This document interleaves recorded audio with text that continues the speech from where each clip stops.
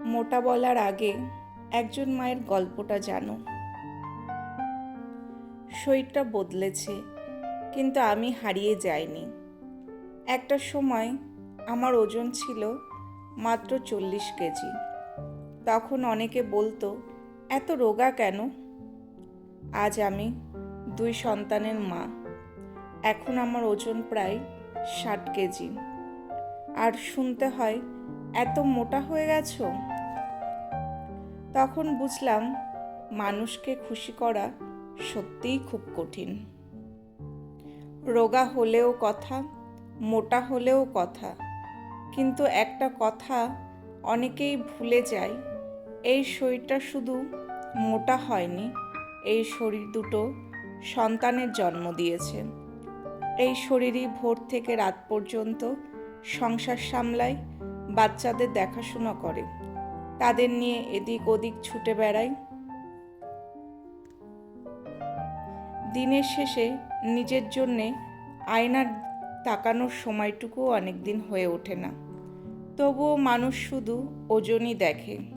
তারা দেখে না একজন মায়ের পরিশ্রম, তার দায়িত্ব, তার ক্লান্তি কিংবা তার ভালোবাসা। আমি জানি আমার মতো এমন অনেক মানুষ আছে যারা শুধু শরীরের গঠন নিয়ে কটু কথা শুনে মন খারাপ করে।